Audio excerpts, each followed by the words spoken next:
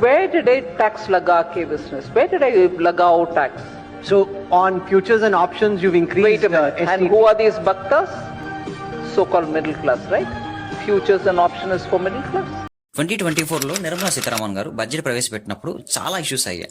Like popcorn మీద 18% ట్యాక్సే కానీ, సెకండ్ హ్యాండ్ వెహికల్స్ అమ్ముతున్నప్పుడు ట్యాక్స్ ఇట్లా గవర్నమెంట్ కట్టాలి అన్న ఇష్యూస్ మీద అయితే కానీ, ఇదన్నీ ఒక ఎత్తు అయితే, ఇక ఫైనల్ ఇంకోటి లాస్ట్ అండ్ ఫైనల్ ఏంటంటే సో కాల్డ్ మిడిల్ క్లాస్ అనే పదం ఏదైతే ఉందో ఇది బాగా వైరల్ అయింది.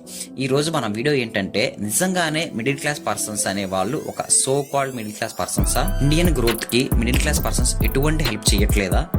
ఒక మిడిల్ క్లాస్ పర్సన్స్ మొత్తం ఇండియన్ జనాభాలో మిడిల్ క్లాస్ జనాభా ఎంతమంది ఉన్నారు? ఈ వీడియోలో మనం పూర్తిగా డిస్కస్ చేద్దాం. వీటితో పాటు ఈ జిఎస్టీస్ గురించి కానీ, ఈ ట్యాక్సెస్ గురించి కానీ ఒక మిడిల్ క్లాస్ పర్సన్గా, ఒక కామన్ మ్యాన్గా మనం ఈ వీడియోలో మాట్లాడుకుందాం. ముందే చెప్తున్నాం, వీడియోని మాత్రం ముందే చూసి జడ్జ్ చేయొద్దు. లాస్ట్ దాకా చూసి మీ ఒపీనియన్ ఏంటి అనేది చివరిలో కామెంట్ చేయండి. ఇక పదండి, లేట్ చేయకుండా వీడియోని అయితే స్టార్ట్ చేద్దాం. నిర్మలా సీతారామన్ గారు మొన్న అన్నారు కదా so called middle class persons అని.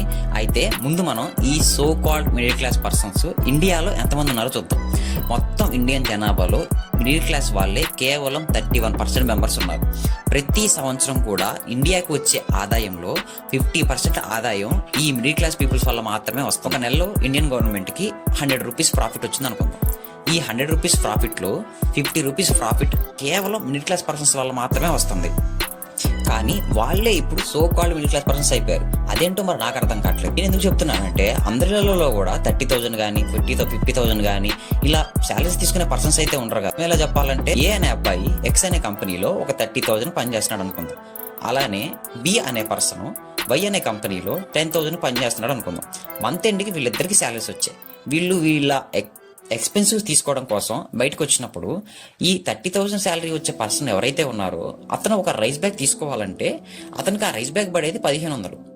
అలానే ఈ 10,000 శాలరీ తీసుకునే పర్సన్ ఎవరైతే ఉన్నారో ఆ పర్సన్ రైస్ బ్యాగ్ తీసుకోవాలన్నా సరే అతనికి పడేది 1,500 రూపీసే. అర్థమవుతుంది అనుకుంటున్నా. ఎందుకంటే ఇప్పుడు నెల మొత్తం మీద ఒక 100 రూపీస్ సంపాదించే పర్సన్ 8 రూపాయలు ట్యాక్స్ కట్టమంటే కడతాడు. ఎందుకంటే వాడికి నథింగ్. 100 రూపాయలు వస్తున్నప్పుడు 8 రూపాయలు కట్టడానికి వాడికి ఇబ్బంది లేదు కదా.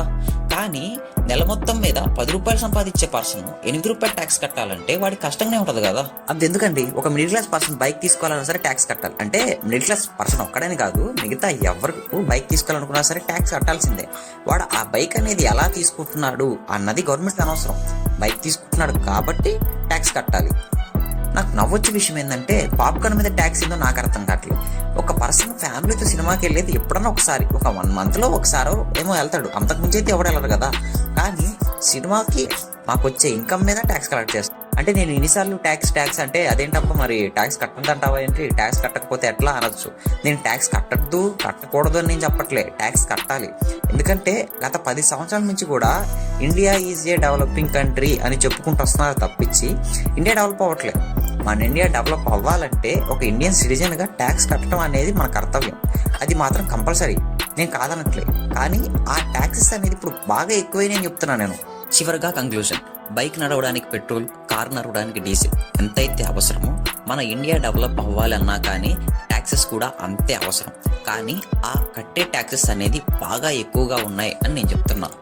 ఈ వీడియోలో నేను ఏదైనా తప్పుగా మాట్లాడి ఉంటే నన్ను క్షమించండి. I am very sorry. అలానే మీ ఒపీనియన్ ఏంటి అనేది కింద కామెంట్ సెక్షన్లో ఖచ్చితంగా చెప్పండి.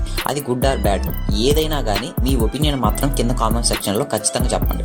నేను ఇంతగానో ఎందుకు కామెంట్ చేయమంటున్నానంటే, మీరు కామెంట్ చేయడం వల్ల యూట్యూబ్ అనేది ఈ వీడియో నలుగురు రికమెండ్ చేస్తుంది. ఇలాంటి యూస్ఫుల్ వీడియోని నలుగురికి రికమెండ్ చేసిన వాళ్ళు అవుతారు. అందుకనే వీడియో కింద కామెంట్ చేయమని చెప్తున్నా. ఏదో ఒక కామెంట్, ఒక ఎమోజీనో హాయ్ అనో ఏదో ఒకటి మీ ఒపీనియన్ ఏంటి అనేది కింద కామెంట్ చేయండి.